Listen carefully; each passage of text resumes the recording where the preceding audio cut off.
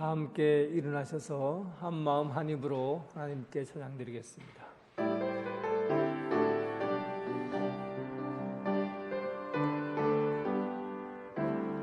한 마음 할렐루야, 한 입으로 할렐루야, 한 마음 한 입으로 하나님께 영광을.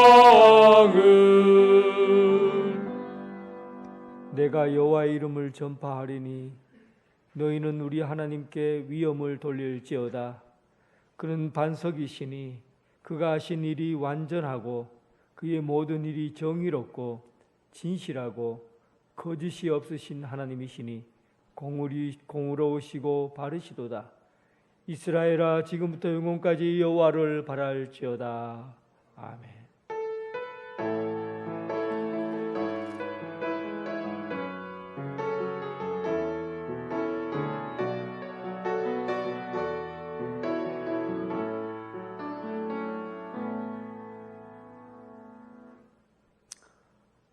독생자를 보내시어 죄인들을 구원해 주시는 하나님 아버지, 감사와 찬송과 영광을 올려드립니다. 오늘 구원의 기쁨을 받고 즐거워하며 주님의 성산에 모였습니다.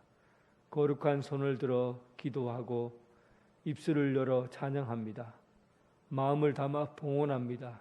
우리 예배를 받아 주옵소서. 성령님 오셔서 우리에게 정결한 심령을 허락하여 주시고 온몸과 마음을 다하여 예배하는 우리들의 마음을 받아 주옵소서. 하나님이 기뻐하시고 즐거워하시는 예배자가 되게 하여 주옵소서. 예수님 이름으로 기원하옵나이다. 아멘.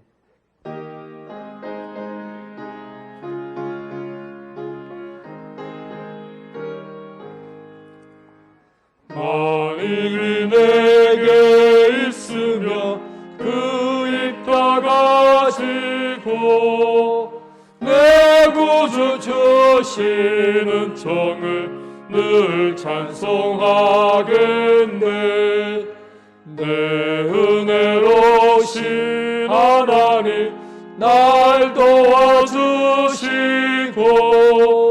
그 크신 영광 넓린 뼈 다 알게 하소서.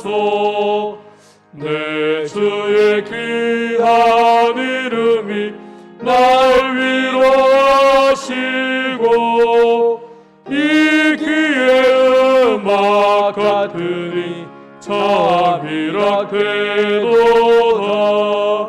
내 죄의 권세 깨뜨려 그 결박 푸시고 입추한 마음을 비로소 고청케 하셨네.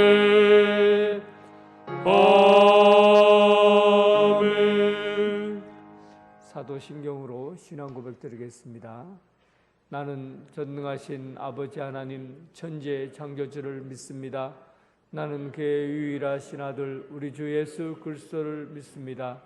그는 성령으로 잉태되어 동정녀 마리아에게서 나시고 본디오 빌라도에게 고난을 받아 십자가에 못 박혀 죽으시고 장사된 지 사흘 만에 죽은 자 가운데서 다시 살아나셨으며 하늘에 오르시어 전능하신 아버지 하나님 우편에 앉아 계시다가 거기로부터 살아있는 자와 죽은 자를 심판하러 오십니다. 나는 성령을 믿으며 거룩한 공교회와 성도의 교제와 죄를 용서받는 것과 몸의 부활과 영생을 믿습니다. 아멘. 교동문 81번입니다. 교동문 81번.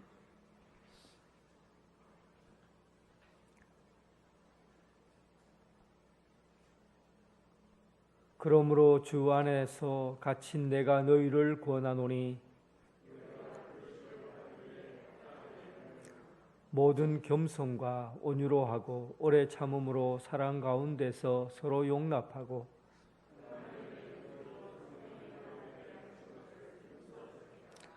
몸이 하나요 성령도 한 분이시니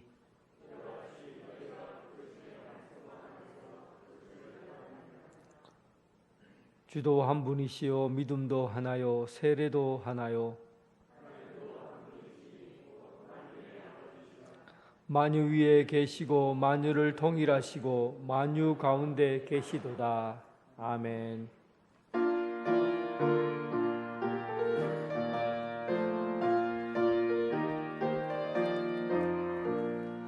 찬성을 향해 가는 성도들아, 앞길의 장애를 두려워 말라.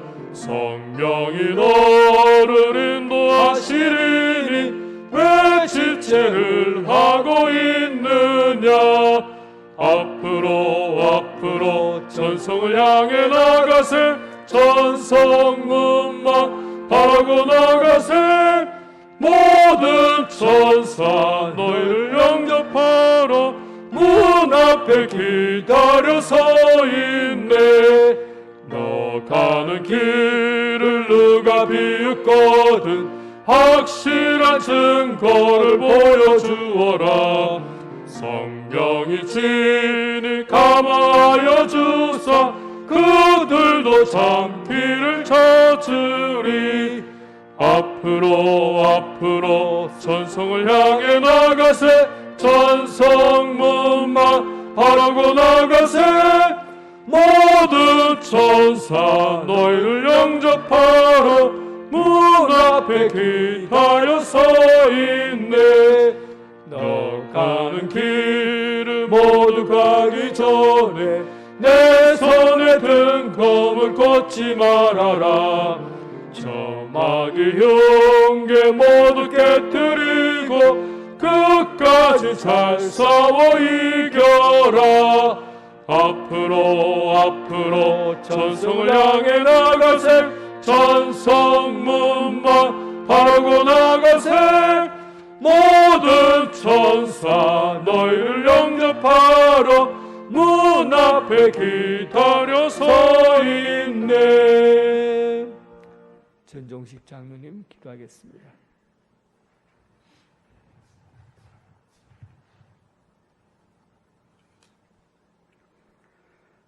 모든 것을 새롭게 하시는 아버지 하나님, 추수가 끝난 가을 전력을 바라보며 여유로움을 느끼게 하시고 높고도 맑은 가을 하늘을 저희들에게 선물처럼 주시니 감사합니다. 하늘의 위엄과 영광을 다 버리고 낮고 천한 이 세상에 오셔서 온갖 이염과 수치와 고통을 감내하며 허물과 죄로 죽었고 불순종의 영으로 가득 차 있었던 진노의 자녀였던 저희들을 독생자 예수 그리스도를 통하여 저희들의 모든 죄와 허물을 속량해 주시고 생명의 나라를 상속받을 수 있는 하나님의 자녀 삼아 주신 하나님의 그 크신 사랑과 은혜에 찬양과 감사를 드립니다.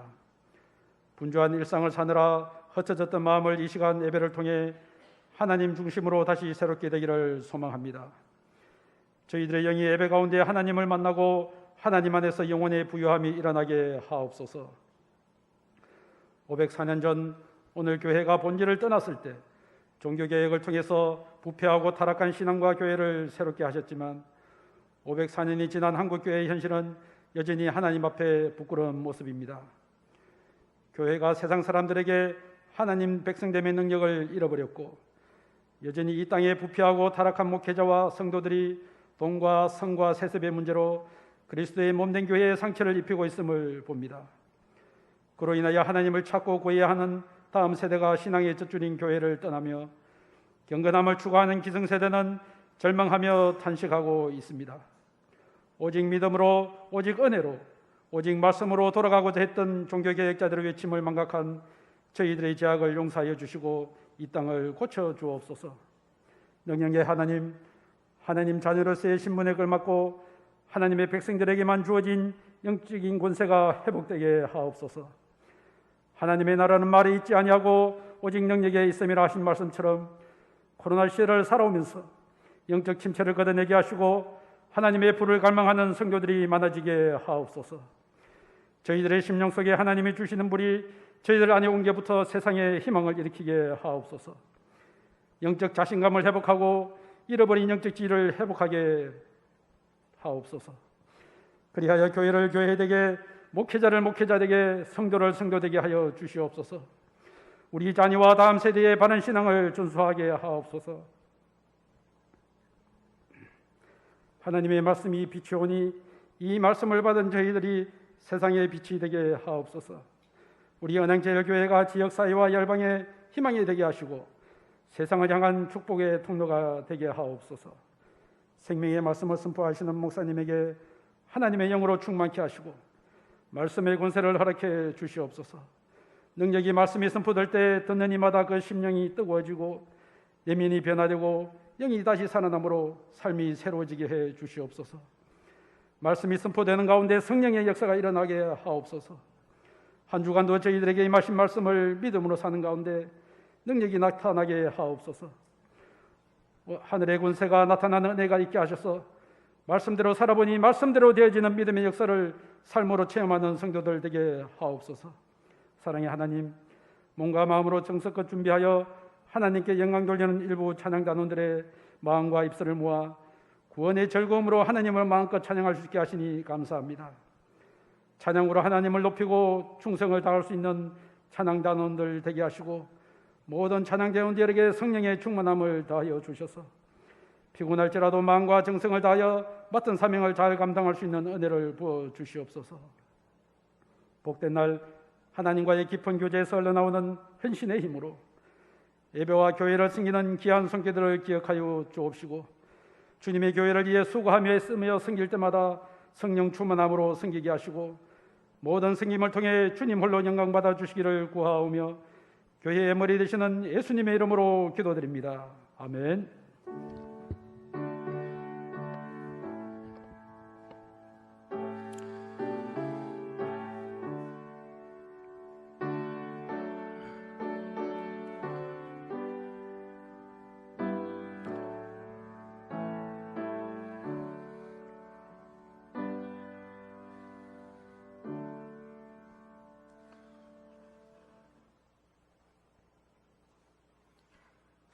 우리 교회에 오신 여러분을 진심으로 환영합니다. 세가족으로 등록하여 주시고 담임 목사님과 신앙상담을 하여 주시기 바랍니다. 오늘은 오선지루 23번째 주일입니다. 주일날 예배는 1, 2부로 드립니다. 1부는 오전 9시, 2부는 오전 11시, 차량은 정상적으로 운행합니다. 온라인으로 들으신 분은 11시 30분 유튜브로 들으시면 되겠습니다. 120주년을 준비하기 위해서 향중 직분자를 세우고자 합니다. 직분자의 자격은 주보를 참조하여 주시기를 바랍니다. 오늘 예배 후 당회로 모이도록 하겠습니다. 담임 목사님 2022년 계획을 위해서 준비하는 기도 주간이 11월 2일부터 4일까지입니다. 위에서 기도하여 주시기 바랍니다. 온라인으로 예배 시 헌금은 교회 계좌로 입금하여 주시기 바랍니다. 성경 읽기 릴레이가 1010독대 진행 중입니다. 광고 이상입니다. 찬양 드리면서 봉헌하겠습니다.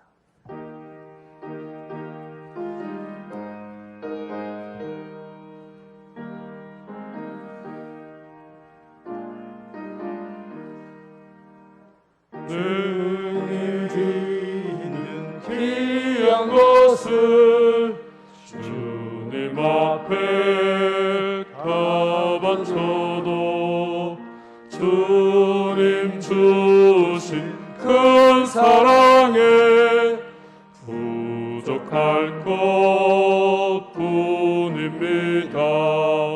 구원하신 나의 주님 크신 은혜 생각하며 주께 힘써 바치겠네. 아까울 것 무엇이랴. 아멘. 독생자를 보내시어 죄인들을 구원해 주시는 하나님 아버지, 은혜와 감사와 찬송을 올려드립니다.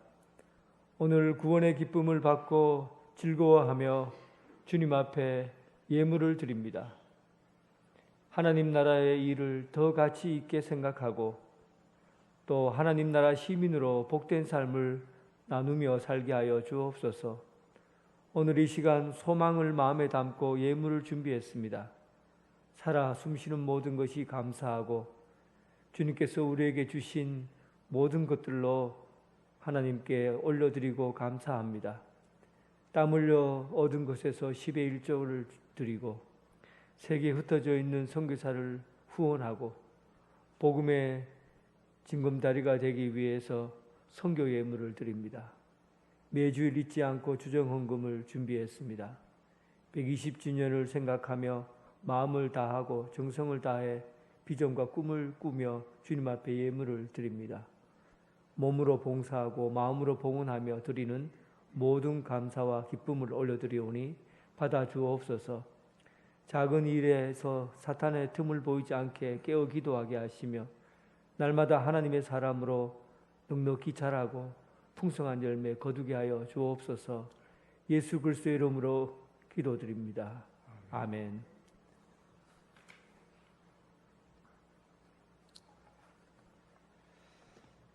하나님의 말씀은 로마서 12장 1절부터 2절까지 말씀입니다. 로마서 12장 1절부터 2절까지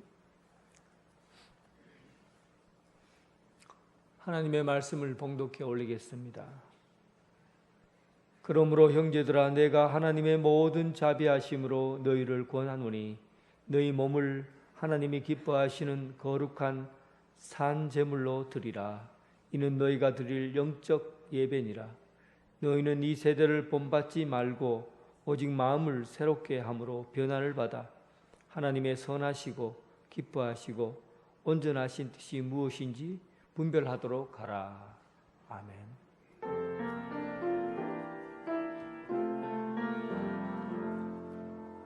아버지 한 말씀 내가 살겠네 내가 살겠네. 아멘 아멘 아멘 아멘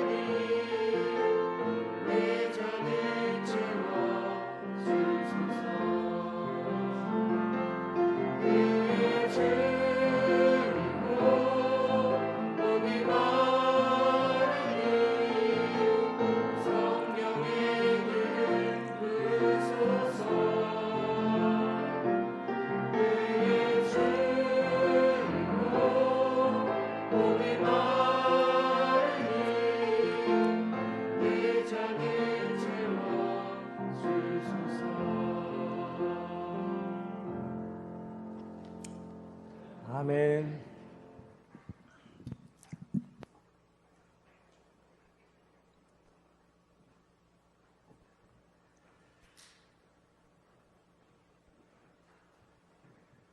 주님의 평화가 여러분들과 함께하길 바랍니다.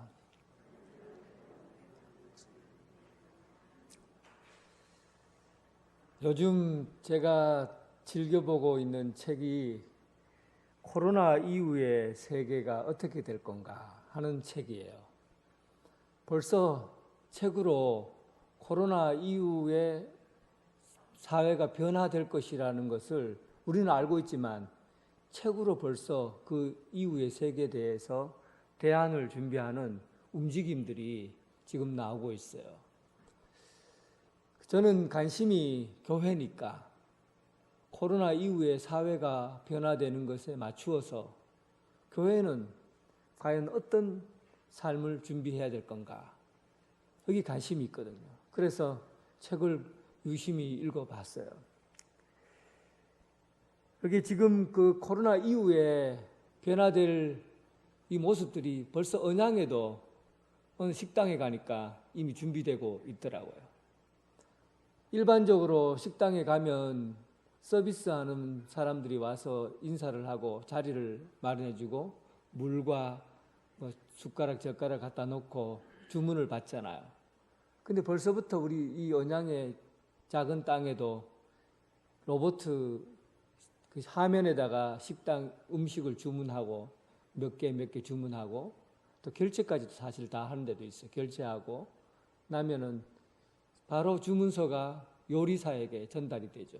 그러면 요리사가 화면을 보고 뭐 어떤 음식을 주문했구나 하면 거기에 맞춰서 로봇에다가 음식을 담아둡니다. 그러면 눈을 크게 뜨고 뿌쩍뿌쩍 거리면서 그 사람이 앉아있는 자리에 찾아가서 음식을 꺼내라고 찾아가라고 이렇게 하면은 음식을 내놓습니다. 여기서 벌써 어떤 변화가 일어났습니까? 노동시장의 변화가 온 거예요. 노동시장. 과거에 사람들이 하던 일들을 이제는 비대면으로 사람들과 접촉을 피하기 위해서 로봇을 이용해서 음식을 배달하고 음식을 먹기도 하고 이런 시대가 노동시장의 변화가 오게 된 겁니다. 미국의 땅덩어리, 그 큰 땅덩어리에서 이제는 소수의 노동력만 필요로 하고 대부분 다 기계화되어 가고 있어요. 앞으로 노동이라는 이 일에 대해서 인간이 얼마나 소외가 될 것인지 아니면 특별하게 인간의 힘으로만 할 수 있는 곳이 있는지 이런 부분에서 노동시장의 변화가 오게 될 겁니다. 또한 뭐 다 얘기할 수는 없고요. 직장 생활에도 큰 변화가 오게 돼요. 이제는 재택근무가 생활화됩니다. 앞으로 회사 가나 출근할게 이런 말이 없어지는 거죠. 회사 출근이라는 것이 없어져요. 회사가 없어져요. 건물이 없어진다는 거죠. 건물 없이 집에서 가택근무를 하고 거기에서 인터넷이나 온라인으로 해서 모든 것들을 다 할 수 있는 그런 시대가 지금도 와 있고 앞으로 그것이 보편화될 것이라는 거예요. 근데 이것이 교육에도 영향을 미친답니다. 이제는 앞으로 우리가 살아가고 있는 시대에 명문대학이라고 있잖아요. 하버드대, 예일대, 옥스퍼드대 이런 명문대학이라는 이것이 크게 의미가 없어지는 시대가 온답니다. 왜냐하면 지금은 엘리트를 교육시켜서 한 곳에 불러 모으고 거기에서 공납금을 아주 많이 받고 그리고는 사람들을 키워요. 그리고 세상으로 보내잖아요. 근데 지금 하버드대나 미국의 MIT에서 시도하고 있는 것 중에 하나가 온라인으로 학생들을 받고 세계의 어떤 학생들도 거기 성적이 맞으면 온라인으로 다 수업을 듣게 돼 있고 그리고 논문 패스하면 학위를 준대요. 그러면 우리나라에 있어도 하버드 대학 강의를 듣고 논문을 쓰면 하버드 대학교 학생이 되는 거죠. 그러니까 세계적인 학교라는 것이 이제는 그 엘리트 대학교들이 이제는 크게 의미가 없어지는 거예요. 특별한 교수들 몇몇만 있으면 많은 사람에게 영향력을 끼칠 수 있죠. 공납금도 적게 내고 다닐 수 있는 거예요. 교육이 보편화된다는 겁니다. 온라인으로 원격 수업을 하게 되고 비용이 절감되고 누구나 다 양질의 교육을 받게 되는 그런 시대가 오게 되죠. 그러면서 또 이 세계가 엄청난 일들이 일어나게 되는데 그 중에서 우리가 생각할 수 없는 가상세계가 확장이 됩니다. 금융 분야에서도 가상화폐가 주를 이루게 될 것이고 또 가상부동산이 요즘 지금도 가상부동산이 활동하고 있어요. 여러분 생소한 개념이지만 인터넷 안으로 들어가서 구글에서 운영하는 것인지 하여튼 들어가면 땅을 언양에 있는 이 언양제일교회 땅을 온라인으로 살 수가 있어요. 그러면 손톱만한 크기 땅인데 화면을 보면 그 땅이 한 평은 아니지만 그 작은 땅이 실제로는 한 평 정도 되는 땅이 우리나라 돈으로 처음에는 1달러, 0.1달러, 한 100원 정도 하는 가격에 판매가 됐어요. 근데 요즘 경주에서 막 일본 사람들이 얼마나 땅을 많이 사놨는지, 경주 땅을 온라인으로 사놨는지 한 평에 3만 원 한대요. 그 손톱만한 그 크기가 3만 원씩 받아요. 서울의 강남에 있는 요지의 땅들은 가격이 엄청 올랐답니다. 지금 이런 시대가 지금 우리가 사는 시대예요. 앞으로 이 시대가 코로나 이후 시대가 되면 우리가 보이지 않는 세계가 굉장히 확장되어 갈 것이고 또 노동력도 차별이 되어서 이제는 로봇이나 또 다른 AI가 움직이는 것 외에 다른 직장들이 우리가 개발하고 찾아야 될 것으로 남겨지게 되고 학교나 또한 이런 공간들이 이제는 꼭 어떤 한 곳에 가서 교육을 받거나 하지 않는 모든 곳에서 모든 일을 할 수 있는 그런 세상으로 움직여 가게 될 겁니다. 이런데 문제는 뭐냐 하면 이런 시대에 과연 교회는 어떻게 해야 될 건가? 신앙생활은 어떻게 해야 될 건가? 여러분 고민이 됩니까? 저는 고민이 되더라고요. 앞으로 교회는 이 시대에 맞추어서 어떻게 살아가야 될 건가? 그 대안을 찾아야 되겠더라고요. 그래서 오늘 본문 말씀을 로마서를 쭉 읽는 중에 로마서 12장 2절 말씀 보니까 한번 같이 해봅시다. 이 12장 2절 같이 읽어보겠습니다. 너희는 이 세대를 본받지 말고 오직 마음을 새롭게 함으로 변화를 받아 하나님의 선하시고 기뻐하시고 온전한 뜻이 무엇이든지 분별하도록 하라. 일단은 성경에서는 이렇게 얘기합니다. 이 세대를 본받지 말라는 거예요. 이 세대를 본받지 말라는 것은 내가 어떤 일에 가까이 하고 있는가, 가까이 하는 것이 본받는 거예요. 늘 가까이 붙이고 있는 것이 자연스럽게 본받게 되어 있는 거예요.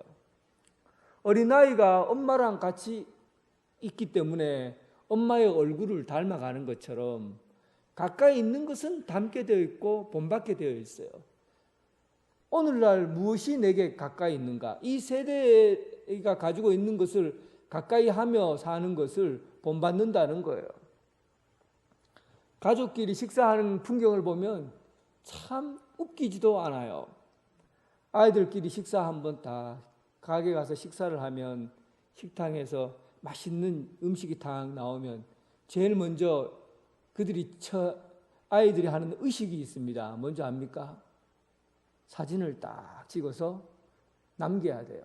일단 사진을 찍어서 남기고 그리고 사진 찍고 나서 밥을 먹어요. 밥을 먹는데 밥을 먹는지 뭘 먹는지 모르게 왼손에 핸드폰 들고 계속 핸드폰 누르고 밥 먹고 핸드폰 누르고 밥 먹고 그리고 밥 먹고 나서 대화할 때도 대화는 하지 않고 핸드폰만 보고 각자 핸드폰만 들고 앉아 있어요. 우리가 살아가고 있는 삶의 현장에서 무엇이 가까운가 하는 것이 우리의 모습을 바꾸어갑니다. 우리의 영적인 생활을 바꾸어가는 데서 가장 중요한 것이 우리 손에 가장 가까이 있는 것이 무언가, 내가 무엇을 가까이 하고 사는가에 의해서 신앙이 결정이 되는 거예요. 그래서 사도 바울은 이 시대의 것은 신앙에 도움이 안 된다고 보는 겁니다. 이 시대의 삶의 방식대로 살다 보면 결국은 그 길이 망하는 길이라는 거예요. 그래서 이 시대를 본받지 말라는 겁니다. 가장 내 몸에 가까이에서 있어야 될 것이 무엇인가?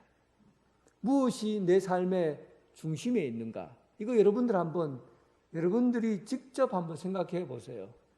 내 삶에서 가장 지배하고 있는, 가까이에서 가장 두고 있는 것이 무엇인지를 한번 생각해 보세요. 그러면 여러분들이 이 시대를 본받고 있는 건지 아니면 예수님을 본받고 있는 건지 알 수가 있을 겁니다. 영적인 삶에서 내 가까이 있는 것을 바꾸어 가는 것, 이것이 오늘날 이 시대, 앞으로 코로나 이후 시대에 삶의 변화를 가져가야 될 가장 중요한 요소입니다. 앞으로 가까이에 있는 것을 바꾸어 가야 되는 것이죠. 가까이 두고 살아가야 될 것을 변화를 가져가야 된다는 겁니다. 그렇다고 당장 핸드폰을 때려 부수고 TV를 안 보고 영화를 안 보고 넷플릭스를 끊고 이러란 얘기는 아니에요. 중심이 내 속에 내가 가장 사랑하고 아끼고 좋아하는 그 가까이에 두어야 될 것이 무엇인가를 결정하라는 거죠.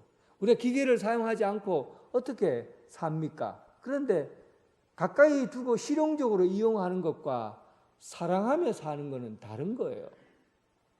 그러니까 오늘 말씀을 듣고 여러분들이 진짜 사랑하며 살아야 될 것이 무엇인가 하는 걸 한번 두고 보면 좋을 것 같습니다.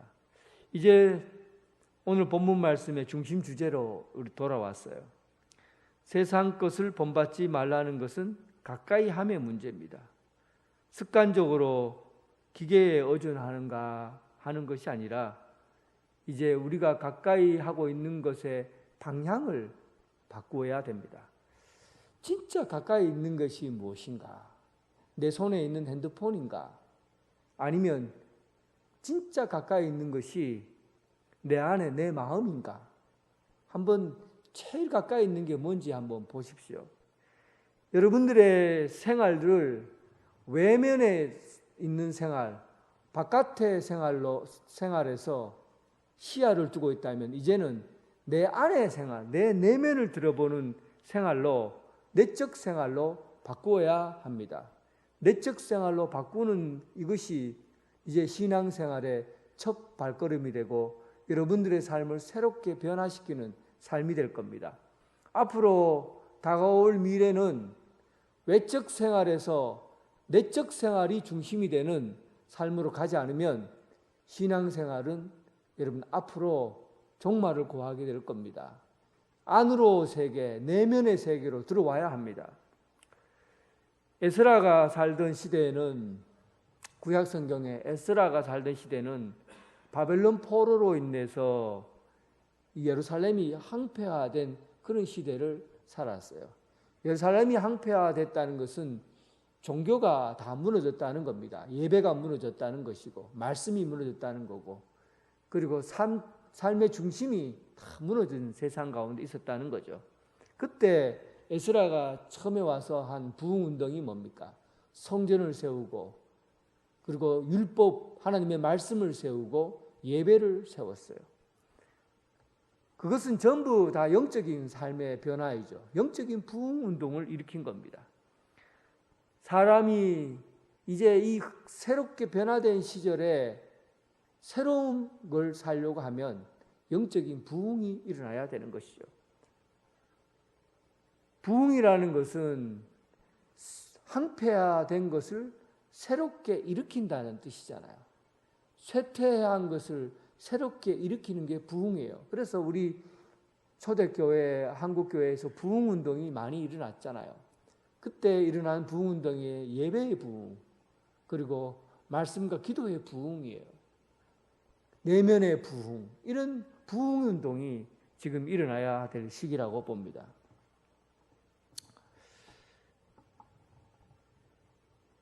앞으로 사실은 시대가 더 나빠지기보다는 앞으로 시대는 좋아질 가능성이 더 높습니다. 의술이 더욱더 발전하게 되겠죠. 금융정책도 발전하게 되고 사회복지, 경제적인 분야, 사회적인 분야, 복지 이런 부분들이 전부 다 발전하게 될 겁니다. 우리가 살았던 20년 전과 오늘날 대한민국을 한번 생각해 보세요. 그리고 세계적인 경제도 보면 20년 전과 지금은 엄청난 발전을 이루어 놨습니다. 한국 경제뿐만 아니라 세계 경제가 20년 전과 지금은 차원이 다를 정도로 변화가 일어났어요. 앞으로도 사실은 더 발전하게 될 겁니다.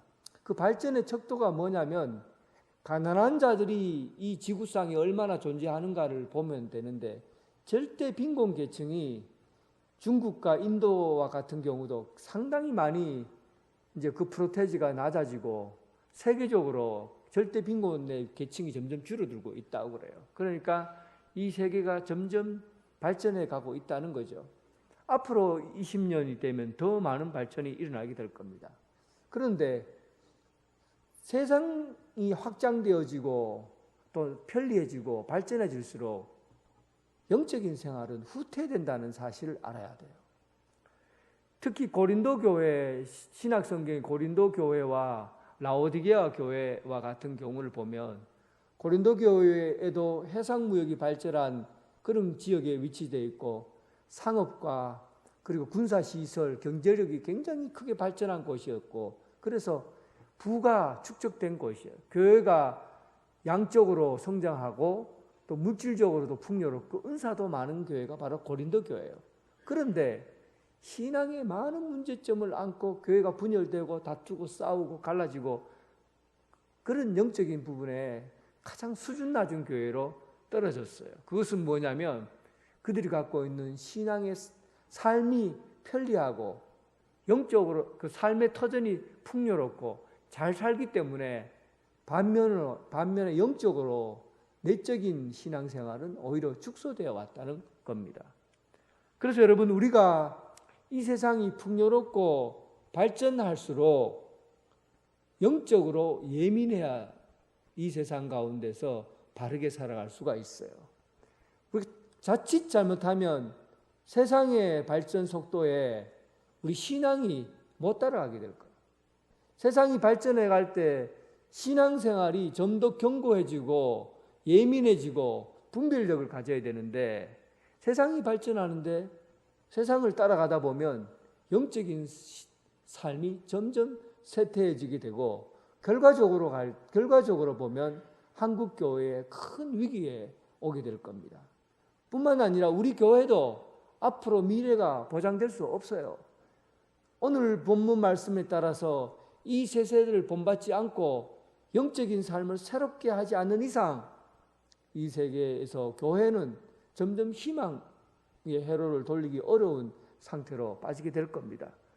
그래서 오늘 본문에 있는 것처럼 이제 어떻게 해야 됩니까? 오직 마음을 새롭게 함으로 변화를 받아야 합니다. 오직 마음을 새롭게 한다는 것은 바깥에 시선을 두지 않고 내 안으로 시선을 둬야 된다는 거예요. 내 마음을 살펴봐야 됩니다. 내 마음 속으로 들어와야 돼요. 여러분 어떻습니까? 여러분 자기 속에 있는 생각 속으로 하루에 한 번은 들어가 봅니까? 내가 진짜 어떤 마음을 품고 있는가? 내가 과연 주님의 말씀을 따라 잘 살고 있는가? 한번 자기 마음을 들여다봅니까? 다른 일에 바빠서 마음을 들어볼 수 있는 시간이 없다면 영적인 위기에 온 거예요. 하덕규 목사가 부른 시인, 하덕규 목사는 하덕규 시 옛날에 시인과 총작 저희 시대 사람들을 잘 알죠. 시인가 촌장이라는 아주 인기 있는 팀이었어요. 거기 하덕규라는 가수가 그때 굉장히 인기가 많았고, 그래서 이제 그 인생에서 참으로 인기 스타로서의 삶을 누리고 있었어요. 그러다가 한번 굉장히 타락한 삶을 살게 되잖아요. 술과 여러 가지 마약이나 이런 걸 손대고 하면서 영혼이 피폐해져 갔어요. 그리고 40대에 암 판정을 받고 죽음에 가까이 가게 되죠.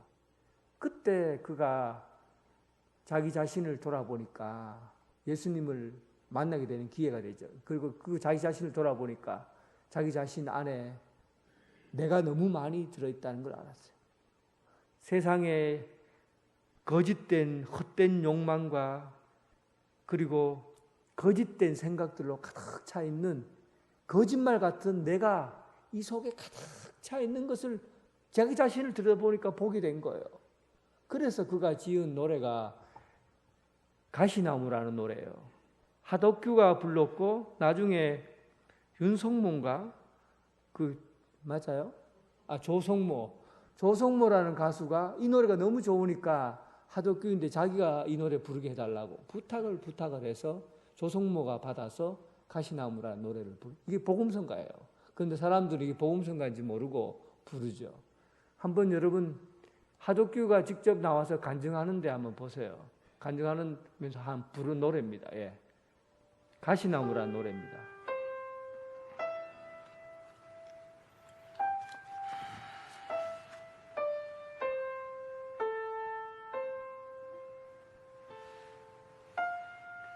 지금 목사가 됐죠. 미국 DC에서 안수를 받고 지금 목사가 됐어요.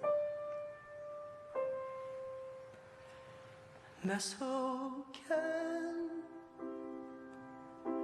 내가 너무도 많아 볼륨 조금 높여도 될 것 같아요. 당신의 쉴 곳 없네 가사를 한번 잘 보세요. 가사를. 내 속엔 헛된 바람들로 당신의 편할 곳 없네 내 속엔 내가 어쩔 수 없는 어둠 당신의 쉴 자리를 뺏고 내 속엔 내가 이길 수 없는 슬픔 무성한 가시나무 숲 같네 바람만 불면 그 메마른 가지 서로 부대끼며 울어대고 쉴 곳을 찾아 지쳐 날아온 어린 새들도 가시에 찔려 날아가고 바람만 불면 외롭고 또 괴로워 슬픈 노래를 부르던 날이 많았는데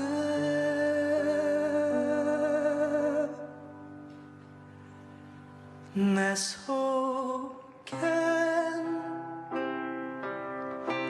내가 너무도 많아서 당신의 쉴 곳 없네 예. 당신은 쉴 곳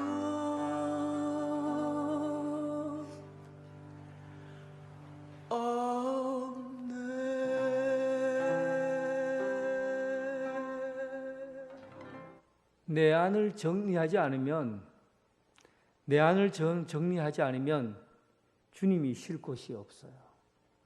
내 마음을 들여다봤는데 내가 너무 많이 있는 거예요. 걱정하고 염려하고 두려워하고 상처받고 어린 나뭇가지처럼 바람만 불면 상처받는 그런 내가 너무 많은 거예요. 이런 곳에 어떻게 주님이 와서 쉬려고 하고 주님이 머물 수가 있습니까? 우리의 내면에 변화가 없으면 앞으로 이 시대에 여러분들은 세상을 본받게 될 겁니다. 여러분 내면으로 눈을 돌리지 않으면, 내 안에 예수님이 쉴 곳을 마련해 주지 않으면 여러분 앞으로 이 세대를 본받아 이 세대 속에 그냥 빠져 살게 될 거예요. 진흙탕 속에 여러분들의 영혼이 던져지게 될 겁니다. 내 안으로 들어와야죠. 내 안을 살펴봐야죠.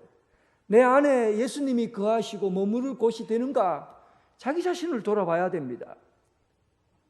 주님이 내 안에 머무시도록, 주님의 내 안에 거하시도록 그렇게 자신의 삶을 돌아보고 정결케 하고 깨끗한 심령으로 주님 앞에 나와야 주님이 여러분 안에 쉴 곳이 있습니다. 그리고 주님이 내 안에 머물게 하는 것은 주님을 사랑하는 거예요. 요한복음에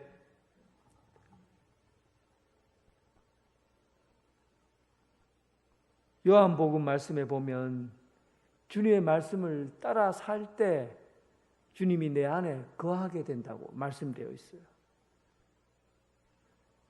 마음을 새롭게 해서 변화를 받으려고 하면 내 안에 주님의 말씀으로 채워져야만이 내가 새롭게 변화가 됩니다. 사실은요, 사람의 성격이 고정되어 있지 않아요. 언제나 좋은 사람처럼 보여도 언제나 좋은 사람으로 사람은 되어질 수 없어요. 여러분들이 설교단에서 저를 보면 제가 좋은 사람처럼 보이지요? 아닙니까? 좀 괜찮아 보이지요? 그 나쁜 사람처럼 안 보이잖아요. 괜찮아 보이잖아요. 짜증 한 번도 안 낼 것처럼 보이고 화 안 낼 것처럼 보이는데, 저도 문 밖에 나가면 짜증도 내고 화도 내고 또 불편한 말도 하고 또 여러분들이 없을 때 속으로 욕도 하고 그러거든요. 그러니까 그게 내 모습이에요. 사람들이 저를 보는 모습이 지금 여러분들이 설교 시간에 보는 이 모습이 전부가 아니라고요. 다 변화의 과정을 다 겪는 거예요. 비가 살짝 오면은 괜히 좀 우울해지기도 하고, 또 커피 한 잔 마시면은 기분이 살짝 좋아지기도 하고, 또 길 가다가 누군가 날카로운 자동차 소리 빵빵하고 울리면 분노가 확 일어나기도 하고, 그게 전부 다 나의 모습이거든요. 그런데 여러분들은 저를 볼 때, 설교할 때 좋은 얼굴만 보니까 저 사람 괜찮은 사람이야, 좋은 사람이야, 이렇게 생각하지. 전부 다 보면은, 내 삶을 전부 다 보면은 좋은 사람이야라고 말할 수 있을까? 저도 고민이에요. 사람은 누구나 다 변화한다는 거죠. 똑같이 그냥 고정되어 있는 사람이 없어요. 여러분들도 마찬가지로 딱 이 모습 이대로가 전부가 아닌 거, 여러분들도 솔직하게 얘기해 보세요. 아니잖아요. 다 여러분들 안에 있는 다양한 삶들이 내 안에 있고 변화의 과정을 가고 있는 거예요. 그래서 이 사람이 진짜 내 사람이야, 이 사람이 진짜 사람이라고 말하기가 상당히 곤란할 때가 많아요. 그래서 날마다 우리 삶이 변화되지 않으면, 날마다 새롭게 되지 않으면 이게 엉망진창인 거예요. 사람이 엉망진창이에요. 그래서 우리가 어떻게 우리의 삶을 가꾸어야 될 건가? 날마다 새롭게 바꾸어야만이 내가 괜찮은 사람, 좋은 사람 되는 거죠. 그래서 날마다 새롭게 바꾼다는 것은 예수님의 말씀을 날마다 묵상하고 예수님을 따르기로 결심하는 거예요. 그렇게 예수님이 내 속에 들어와서 나를 바꾸어 줘야만이 그래도 괜찮은 사람이 지금 보여지는 괜찮은 모습이 유지가 되고 또 새로운 사람으로 보여지게 되는 거죠. 이렇게 바꾸어 가야 됩니다.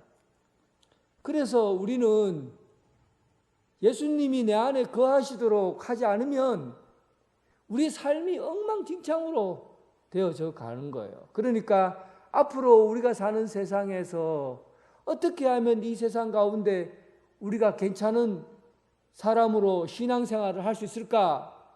예수님이 내 안에 거하도록 실만한 되는 곳으로 머물도록 해야 되죠. 그렇게 하기 위해서는 먼저는 내 안을 자꾸 내 안을 들여다보고 내 삶에 무엇이 문제인가를 살펴봐야 되고, 그리고 내 성격이 늘 고정되고 똑같을 수 없으니까 나를 변화시켜 주시는 하나님의 말씀을 늘 묵상하고 먹음으로 말미암아 예수님처럼 내 삶이 자꾸만 바뀌어 가는 거죠. 그렇게 해서 신앙이 변화되어 갈 때 우리가 앞으로 미래에 희망이 있고 변화가 가능하다는 겁니다. 그리고 이 세상을 바꾸어가는 데 있어서 참 중요한 것은 예배입니다. 사도 바울은 사실은 이 예배를 먼저 얘기를 했어요. 너희 몸을 하나님이 기뻐하시는 거룩한 산제물로 드리라. 우리 몸을 이제는 가상현실 속에서 거짓된 삶을 전부로 알고 살아가는 세계가 아니라 지금 우리가 느끼고 경험하는 이 몸을 하나님 앞에 온전히 드리는 시간들을 가져야 해요. 그게 예배입니다. 예배는 주일 낮 예배, 주일 오후 예배, 수요일 예배, 새벽 기도, 그리고 정말 믿음에 충실한 사람들은 3번 이상은 일주일에 예배를 드려요. 최소한 3번만 드려도 1년에 156번을 예배를 드리고 10년이면 1560번을 예배드리고 평균 70년 산다고, 적게 산다고 70년 산다고 해도 1920번 예배를 드려요. 숫자로 하니까 엄청나죠? 여러분들이 예배 드리는 숫자가 엄청나요. 10,000번 이상을 예배를 드린다고요. 그런데 충격적인 사실이 뭔지 압니까? 하나님이 여러분들이 드리는 이 모든 예배를 다 받지 않는다는 거예요. 이게 충격이에요. 구약 성경에 보면 내가 너희 절기를 미워하여 멸시하며 너희 성회들을 기뻐하지 아니하시나니 내게서 내게 번제나 소제를 드릴지라도 내가 받지 아니할 것이요 너희의 살찐 이생의 화목제도 내가 돌아보지 아니하리라. 내 노랫소리를 내 앞에서 그칠지어다 내 비파 소리도 내가 듣지 아니하리라. 절기를 멸시하고 번제와 소제를 드려도 안 받고 살찐 희생 제물도 받지 않고 노랫소리도 하나님은 듣지 않을 것이다. 예배를 받지 않는다는 거예요. 여러분들이 드리는 예물들을 하나님이 안 받으시겠다는 거예요. 어떻게 이런 충격적인 얘기가 성경에 쓰여질 수 있습니까? 10,000번 이상이나 드려지는 예배를 그 중에 많은 부분들은 하나님이 안 받으시겠다는 거예요. 왜 안 받으시는가? 왜 안 받으시는가? 너희 몸을 하나님이 기뻐하시는 거룩한 산제물로 드려라.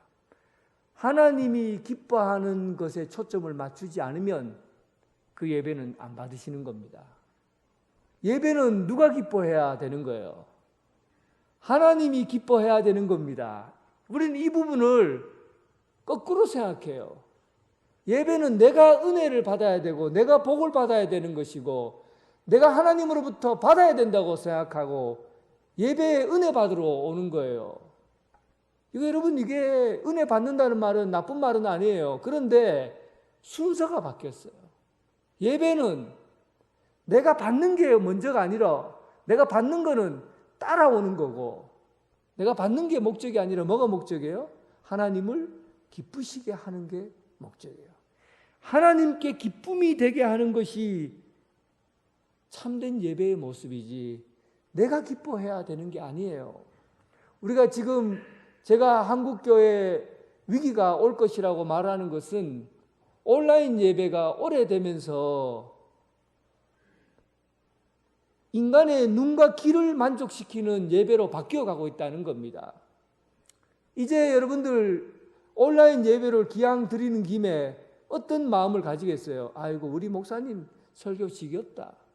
우리 교회 목사님 설교 맨날 듣는 설교 또 들으면 재미없다. 이제는 다른 유명한 목사님 설교를 들어야지 하고는 이제는 이쪽 저쪽 설교를 듣게 돼요. 그러다 보면 내 귀가 만족스러울 때까지 사람을 찾아다닙니다. 내 욕구가 만족될 때까지 좋은 설교, 좋은 말씀을 찾아다녀요. 그러면 예배의 중심이 어디에 있습니까? 하나님이 만족해야 되는 거예요? 내가 만족해야 되는 거예요? 결국은 신앙이, 예배가 무너지게 되는 것은 전부 다 내 중심적인 신앙으로 바뀌어져 가기 때문에 내가 만족하고 내가 즐거워해야 되고 내가 은혜 받아야 되고 내가 복을 받아야 되는 그런 말씀을 들으려고 이쪽 저쪽 찾아다니다 보면 예배가 헛된 예배가 되게 되는 거예요. 하나님이 받지 않으시는 거예요. 아무리 예배를 수천 마리의 양과 소를 가지고 하나님께 제사를 드려도 하나님이 지겨워하시는 거예요. 헛되다고 하시죠. 예배가 헛되게 되면 여러분 어떻게 신앙생활 하겠어요? 예배가 헛된데 어떻게 여러분들의 삶이 이어지겠어요? 여러분들 정신 차리고 말씀을 들어야 됩니다. 예배는 하나님이 기뻐하시는 거예요. 지금 여러분들이 여기 앉아 있으면서 예배가 지루하다, 재미없다, 귀찮다, 불편하다 이런 마음은 하나님이 안 받으십니다. 하나님이 기뻐하시는 예배가 아니에요. 찬양을 할 때도 하나님이 기뻐하시는 찬양이 무엇인가? 설교를 들을 때도 하나님이 기뻐하시는 말씀으로 받아들이고 하나님께 감사드리고 은혜에 감사하고 감사로 응답하고 온 몸과 마음을 다해서 기쁨으로 하나님께 드리고 이게 참된 예배자가 되는 길입니다. 몸은 여기에 있는데 마음은 딴 데 있는 거예요. 빨리 예배 마치고 어디 좋은 데 가야 되겠다. 후딱 예배 끝내고 나서 내가 하고 싶은 거 해야 되겠다. 이런 마음으로 예배 드리는데 어떻게 하나님이 기뻐하시겠어요? 마음이 집중되지 않으면, 마음이 한 마음이 되지 않으면 헛된 예배입니다. 마음과 몸과 정성과 뜻이 온전히 하나님께만 올려지는 예배가 되어야 돼요. 제가 찬양대 찬양할 때 여러 번 말씀드렸지만 찬양대가 잘했다고 박수치고 누가 앞에서 찬양 성가하면 잘했다고 박수치고 이거 안 하잖아요. 자칫 잘못하면 예배의 본질을 흐려버릴 수가 있어요. 예배의 중심은 언제나 하나님이어야 되지 사람에게 비춰져서는 안 돼요. 저도 마찬가지예요. 저도 여러분들에게 설교에 하나님께 드려지는 대상이지 하나님께 바쳐지고 올려지는 헌신된 자로 부름을 받았지 여러분들에게 자랑거리로 와 목사님 설교 잘한다. 목사님 괜찮은 분이다. 이런 분이다. 저런 분이다. 이런 평가를 받으려고 있는 사람이 아니라는 겁니다. 언제나 우리의 목적과 방향은 하나님이 기뻐하시는 데 있어요.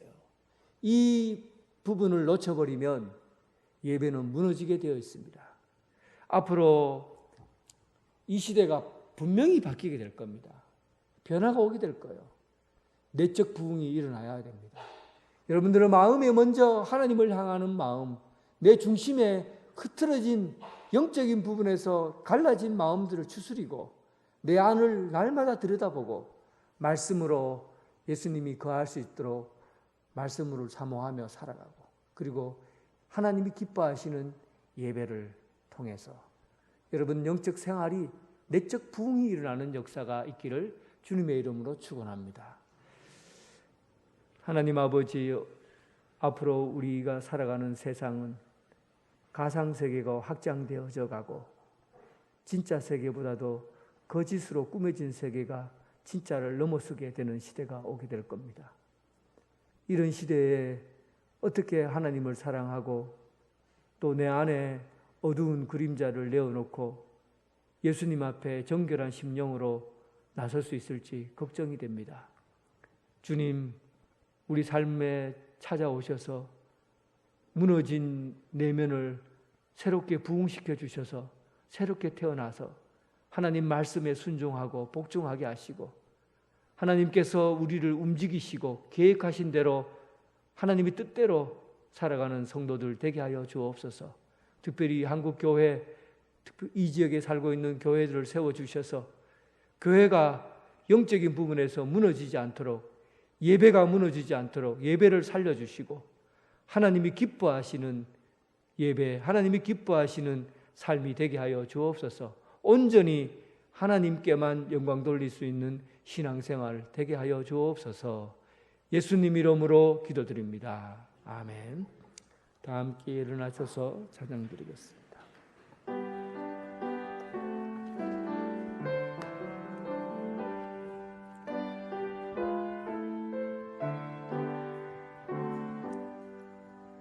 나의 생명 드리니 주여 받아주소서. 세상 살아갈 동안 찬송하게 하소서. 손과 발을 드리니 주여 받아주셔서. 주의 일을 위하여 밀접하게 하소서. 나의 음성 드리니 주여 받아주셔서. 주의 진리 말씀만 전파하게 하소서. 나의 보화 드리니 주여 받아주셔서. 하늘나라 위하여 주 뜻대로 쓰소서. 나의 시간 드리니 주여 받아주셔서. 평생토록 주 위에 봉사하게 하소서. 아멘.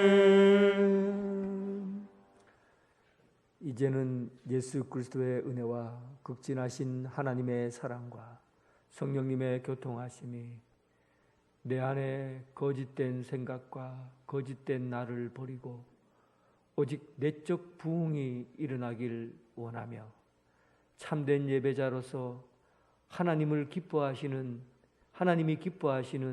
성도 예배자 되기를 원하는 이 자리에 함께한 성도들 위해, 그리고 각 가정에서 예배드리는 성도들 위해 지금부터 영원토록 함께 하시기를 간절히 축원하옵나이다. 아멘.